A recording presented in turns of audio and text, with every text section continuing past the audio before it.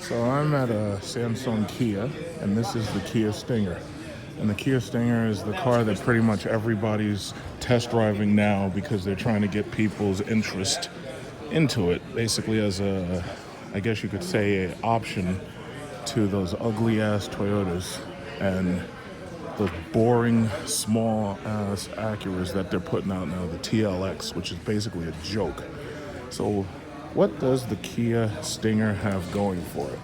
Well, Hyundai and Kia have better designs on their cars than Toyota and Honda currently do. Their cars are boring. The Honda Accord Coupe being one of the few that I could say is not a boring looking car.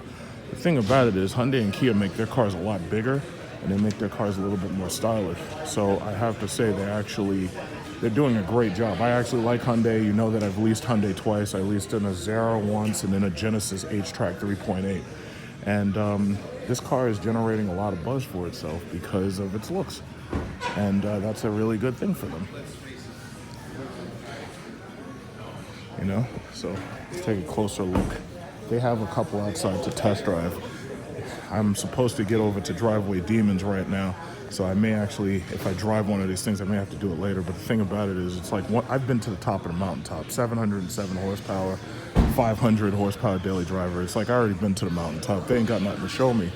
So, you know, all I can do is just look and say, oh, yeah, well, it's nice and it's cute and, you know, it's affordable. It's an econo box, blah, blah, blah, blah, blah. Like the typical, what is it called? Professional car reviewer.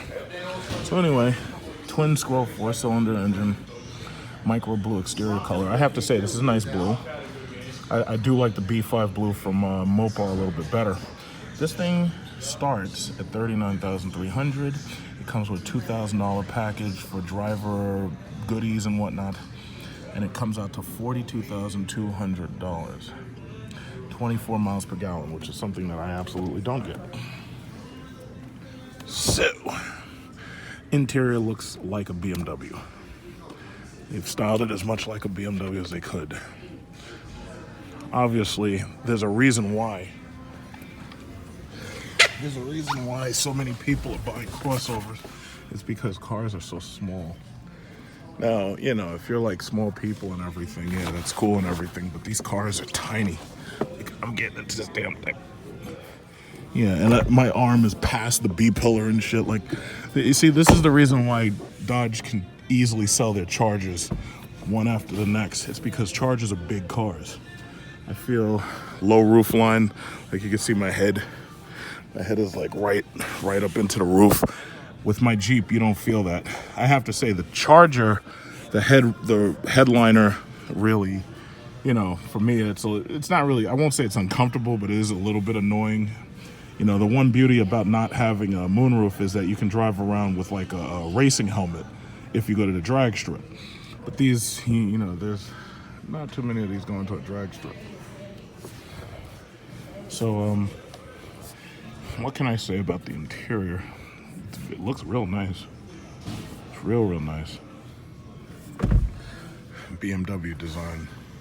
When I was in the driving over last summer, I was driving the BMW, what was it called? The 7 Series. And this basically looks like a cross between the BMW and the Mercedes. Like when you look at these 3 circular vents, it reminds me a little bit about the CLA, a little. Interior space isn't too bad. But see, the whole point of one of these cars is supposed to be its acceleration and its power. That's the entire point. So, you know, what I'll do is actually test drive one of these things. And by test driving it, you can see how much power it has. But in my opinion, if you're gonna have 300 horsepower, you really should have all-wheel drive so that it gets you off the line quicker, because you get that instant quick start off the line. You don't lose any power. And then in the back of this thing, they have a new trunk design. Let's see the trunk. Let's see the trunk.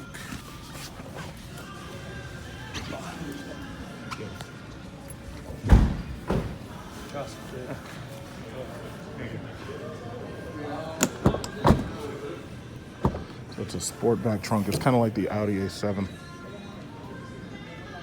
Kia has two 4-turbocharged engines.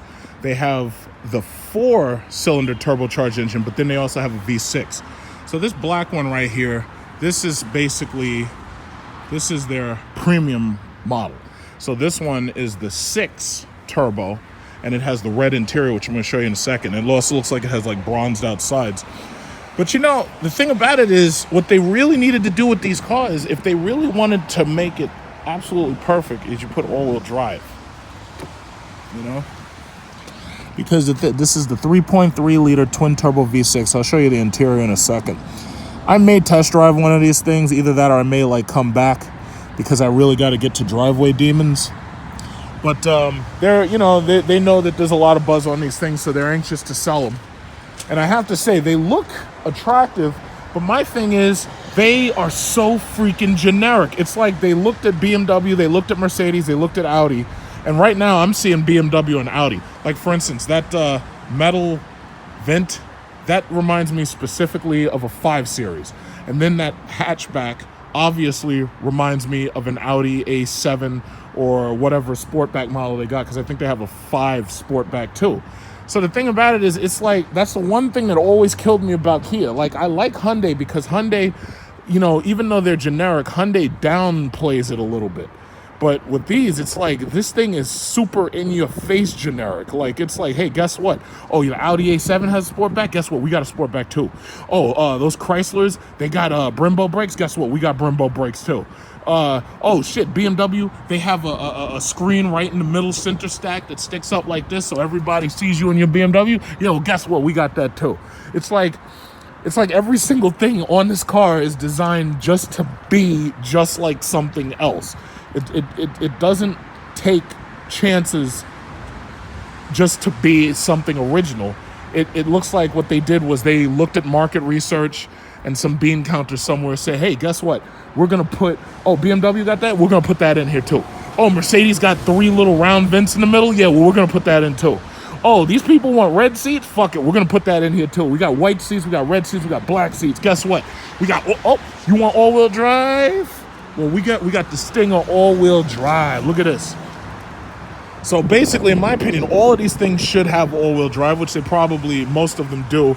I'm pretty sure there's probably an all-wheel drive variant on it, basically. But it's like they hit every single target point that they could. Every single target point. And these, I have to say, it's a sharp car. Yeah.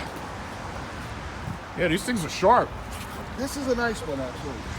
Yeah, because we came here, we came right over here and leased in a Zara, and then we got one of those Hyundai Genesises, and we leased that too. So we're kind of on like looking for an option, and you know, I basically came and tested out the size, you know. And this one actually is not overloaded either. It's not overloaded. I gotta get the keys. Sure. Yeah, so, you know, if you look back at my videos, you'll see the video where we went right here to Hyundai and we got the Azera, and then you'll see another video where it came back for a Genesis H-Track. I mean, if you want to watch it, you know, I'd like it if you watch it. I mean, if you don't, I can understand at this point you don't care because those cars are old now. And the Azera went back, didn't, you know, and that's another thing, a testament. You see, when I talk about professional reviewers not living with their cars, we had the Azera, didn't have a single problem with it over its 36,000 miles or whatever. Had the Genesis H-Track right now, haven't had a single problem with it. So as far as I'm concerned, all these professional reviewers, I don't read their shit. It's like if you're gonna be a professional reviewer, I want you to live with that car. This is nice. Oh, sure. Do all of them have all-wheel drive? No, some of them have just rear. Some of them are only rear. Yeah. Oh, okay. Like the silver one is rear. Sure. All right. They're very helpful. You know, and they always are looking to make deals. And because this is New Jersey, the taxes are different when you come out here than they are in, New York. The tax system is different. So this is the Kia all-wheel drive V6 Stinger. So let's look at the sticker real quick, since that's important. So anyway, 3.3 liter V6, 8-speed with paddle shifters. And they have metal paddle shifters, which is something that Lincoln didn't figure out in the MKS EcoBoost. Because I swear to God, it's like what they do is they read a lot of criticisms, and then they basically say, well, we're going to hit every single target point, and we're going to make close to a perfect car. And I like the Kia Cadenza, because the Kia Cadenza is more like, just a regular luxury car. But the Stinger is really designed as an option for people who would normally be getting, like, say, an Acura TLX, and then realize, wait a minute, the TLX is small inside, it doesn't have that much power, and then on top of that, it's, for some of us, it might not be that practical.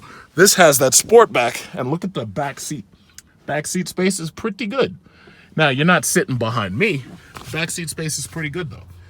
$45,450. It comes out to $48,675. So you're basically paying $50,000 for a Kia Stinger GT1 all-wheel drive V6. $2,000 gets you forward collision avoidance, which I absolutely want. Get you forward collision warning system. I like that. Smart cruise control, lane keep assist, lane departure, driver attention, high beam assist, blind spot collision, rear cross traffic collision, auto rain sensing windshield wipers. Then that's $200 for the paint protection. A lot of these guys are taking their new cars and they're getting paint protections on them to, laminating it so that it doesn't get hit by rocks. And that's what you get. And you're talking about 21 miles per gallon instead of 24 for that 4-cylinder. So let's start it up. Engine start, stop button. System check. Ooh. Okay, so it has a system check. It's like G-forces, which, tell you basically how hard are you turning and whatnot. It's just something to look at, because really, half of these people don't understand what G-forces really, they don't understand what that shit means. So, it's just basically something for you to look at. And this is an all-wheel drive model, so obviously the rev limiter is built into that transfer case so that it's designed so you can't damage it, right? So, touchscreen. Thank you so much. BMW, Audi, Mercedes, they don't want to give you a simple touchscreen. But see, this touchscreen does not have, it doesn't have like an iDrive knob here. This knob is specifically for selecting drive modes. So when you change the drive mode, you can see that now who do you know, what car company do you know has drive modes like that? Mercedes, right? Mercedes C-Class and E-Class. You go from, look at that, custom is purple, sport mode is red, because red means speed, which I don't understand why some idiots would try to make calipers on fucking brakes for a fast truck yellow, because they know red means speed. I don't know why they would do that. Comfort is just black, apparently. Then you've got Eco, which is obviously green like a leaf, because, we got to be green, we got to save the earth and everything. Never mind the fact that the oil and the coal and shit came out of the earth in the first place and come out of volcanoes as carbon dioxide and methane and sulfur dioxide. Never mind any of that. We have to be green so we can save the earth, which is doing its best to wipe us all out, just like it did to the dinosaurs. So anyway, you got smart mode, which is blue. So this is, this is like a little bit of driver engagement here. They want you to feel comfortable in your new $50,000 Kia Stinger, right? They have their SD map card out here. I never understood why they put these map cards right here in these little slots in the front. I never understand that, because I'd always be afraid that somebody could go in there and steal my map card. They charge money for map cards. I don't understand why they always do that. So nav button, setup button, maps. Your map is there. If you have nav, you got seek up and down. Obviously, I can't get music in this, because if I get music in this, YouTube will censor me. We got heated steering wheels. We got heat for the seat, heat for the passenger. Automatic auto start and stop goes on and off. These are the parking sensors. So basically it's everything you'd expect out of one of Hyundai's new cars. They're very technologically savvy, basically. They put everything that they need to put in these cars. Very nice. And then rev it doesn't rev very much, but it's very nice. So it looks very, very lovely, I have to say. Like a lot of the reviewers that I've been reading about, they're all saying basically the same things. They're like, yeah, this is a great car for Kia and everything.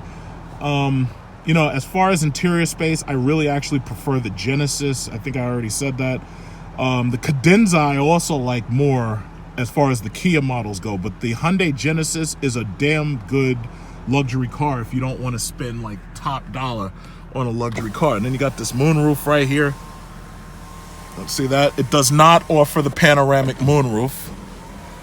The roof comes up. The roof comes up and over, so that's interesting. You know, that's good. The roof comes up and over. Oh, okay. So the shade, that's interesting. The shade goes back and forth on the same button, which is kind of interesting. The shade, I'm looking at how this thing is designed. The shade comes closed, but it doesn't stop. And it's only one button. Well, let me see if I hit it one time. Yeah. In order to make the shade stop, you have to hit it one time in order to make the shade stop at a specific point. And that's kind of weird because most cars, they typically have one button for the roof itself. And then my Jeep, basically I compare everything to the Jeep. One button for the roof, one button for the shade. So I can rev it again. It says key is not in vehicle, but the key's over here because that's what they give you these little side pockets for. You can also hold that as a pull, or you can use here as a pull. But rev it a couple times. See? Yeah, it you know, that's what you're getting. I mean, when you're talking about these all-wheel drive cars, it's like, you know, you're not really expecting a hell of a lot out of these damn. You're not going to appreciate this car unless we take it on the road. So I'm going to go get a plate. Oh, okay. All Cool. right. All right, thanks. Let's see. To turn on your high beams, you can just basically do that. You leave it on automatic.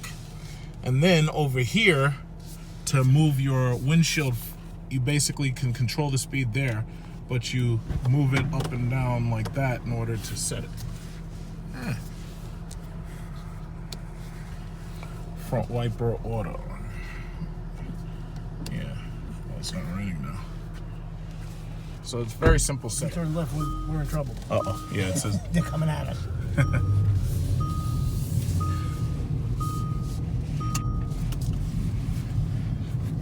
Yeah, so they were told, they sent me emails to check it out.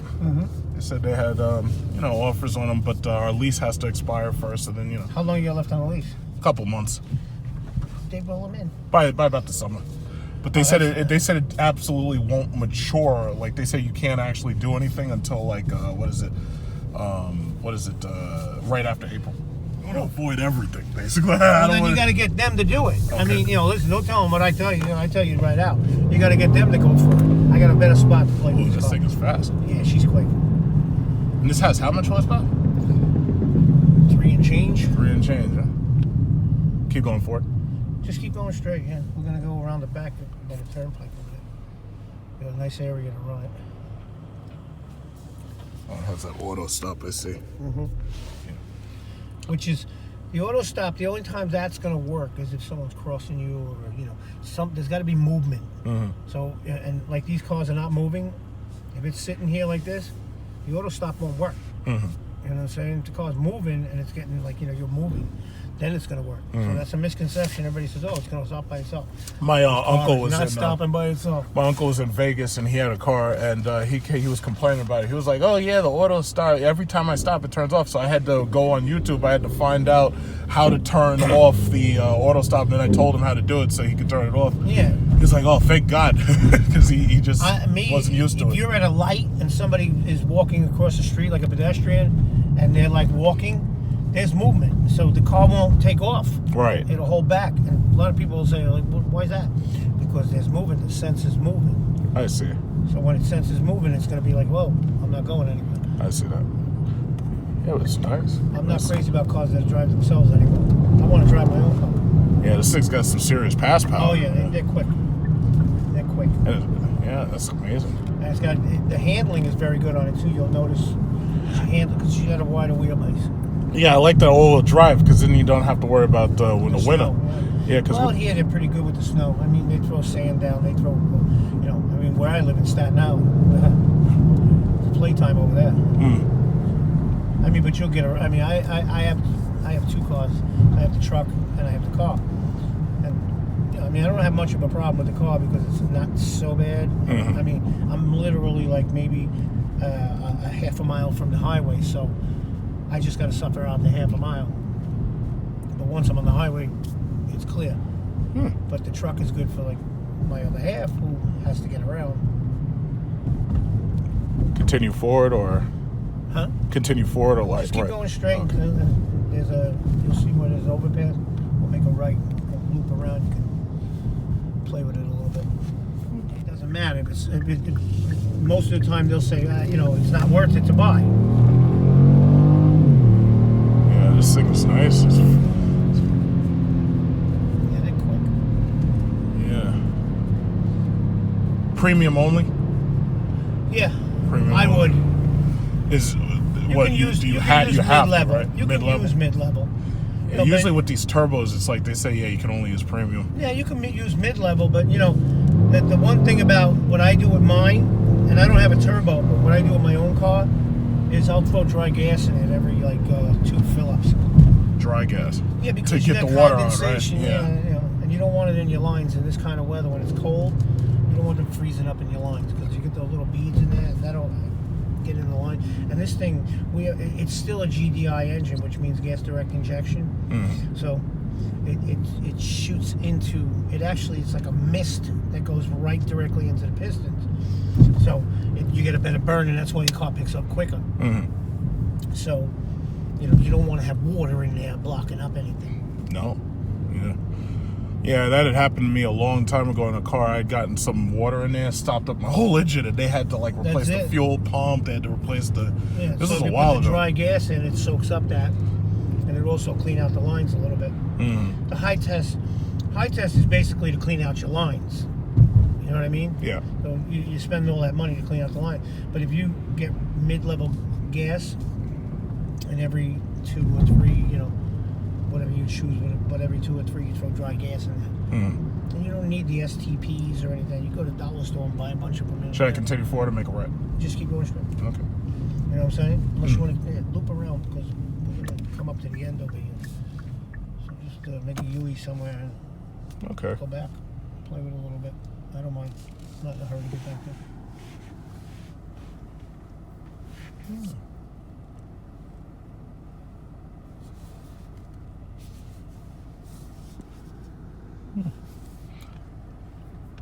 And the reason you got more headroom in this car is because the window goes up. Well, our Genesis has the panel roof. That's Right, like does I it want up her and to. over, or does it come in and under? I think it just slides right back, but it's it's so high up that you don't feel it at all. Because most of these cars they try to make it a little lower for the sporty profile. Right. But I want her to drive it. I want her to see how she feels about this compared to the Genesis. The track's coming Oh yeah, train tracks. Don't want those. Slow down, I guess, right? Yeah, but there's no train. up. No, I'm just worried about you hitting the bow. Yeah, these things are sharp, man. And it's all-wheel drive, so I'm pretty sure she'd like that. It's got the wheelbase of the Porsche. You know what I mean? The Porsche, which one? The 4-door Porsche that they put Oh, in. the Panamera? Yeah. Oh, what, the same people styled it? It has like the same wheelbase. Because I like that trunk back there. The one thing I was noticing, there's not a lot of visual space. You can't. It's like hard to see right behind you. Well, that's why they give you the backup cameras, and they make it sleek. I mean, They make it so you don't need it. The reason is it's a hatch. Right. So, you don't get a big window in the back, but you still have a backup camera, your mirrors and everything. But you're not turning, as far as if you turn your head, it's not going to be too much of a visual. Yeah. Yeah, but these things are damn fast, man. This thing it's damn sure faster than our Genesis. But the Genesis, And the Genesis is not bad. It's not bad. It's a 6-cylinder, but It's not bad. It's a 3.86. Yeah. It's not the R spec. right. Because she didn't want the R spec because she wanted all-wheel drive. And that's the big thing. It's like you gotta have all-wheel drive. Like I have a daily driver that's all-wheel drive. It's like I have to have that all-wheel drive, man. Because when that's winter starts, it's like, this thing is freaking tight. It's a damn fast engine.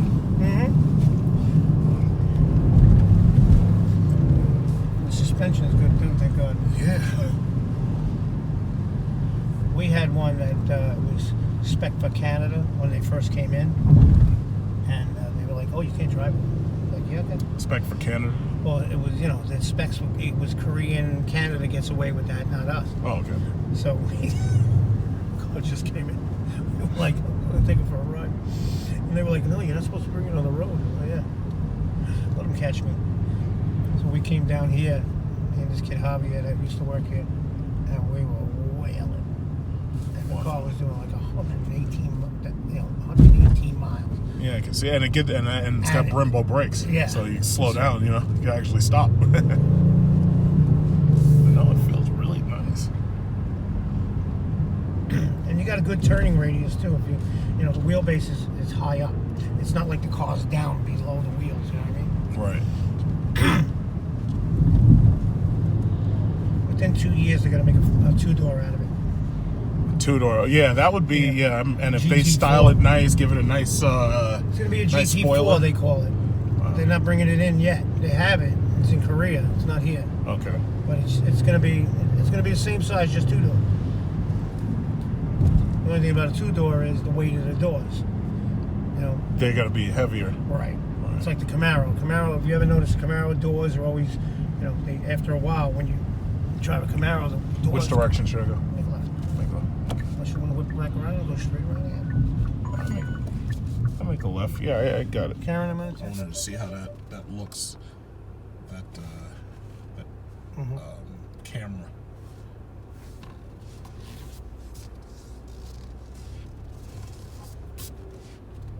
Okay. And then I guess red is the very back of the car. Right? No, the bumper's right here. The bumper's there. Okay. Yeah. Okay. So the red is just a warning. Okay. It's actually 5.3. My little silly review of the Kia Stinger. So you got black right here, you got this blue, beautiful blue, and then you got that silver one. And it looks great. I have to say, it's faster than I expected. It absolutely does not feel anything like an economy car, but it still manages to get between 21 and 24 miles to a gallon. So I walked into this not knowing what to expect, and I walked out of it very, very satisfied. And now, once again, I say, if you're going to be a professional reviewer, you should have to live with these things. But I have to say, this really does seem to be a kind of car that you could really live with. Unfortunately, right now, there's no lease deals on these things. You're going to have to wait a little while for the lease deals. Right now, they're selling them pretty much for sticker as they get them. But give it a little bit of time and you'll be able to get it. So, I mean, you got the Audi hatch. You got the Maserati tail lights, because that looks like the Maserati tail lights. You got the BMW Mercedes hybrid interior, and then you've got you got a whole lot of tech features and everything in here. I have to say, the only thing I think I would do if I was buying one of these cars for myself, I think the only thing I'd probably do is I'd probably have to black out some of the badges. I'd probably debadge it. But I have to say, for what they're selling this car for, it makes you kind of wonder, why would you need like a Jaguar or something like that? Now, I mean, if you really want to show off your money, then you show off your money and you buy a Jaguar, F-Type and XJ and all that. But to tell you the truth, like, I'm actually really, really amazed with Kia and Hyundai. And I've always said this, and that's the reason why I don't mind buying into Hyundai with leases. They make a damn good product, and they seem to understand the American market very well. So I have to give this, you know how Doug does the Doug score, and then he downranks everything, and he acts like if it's a 79, that's supposed to be good, 79 out of 100. I have to say, styling, the big truck score, I'd have to say styling, probably give it about a 6 out of 10. And I think the acceleration, I'd probably, especially acceleration compared to the gas fuel usage, I'd probably give that a 10 out of 10. Interior design, I'd probably give about 7 or 8 out of 10. And then I'd probably say interior space, I have to give that like a 4 or a 5 out of 10, because it's not terribly spacious. But I have to say, I'm very, very impressed with what Kia and Hyundai put out.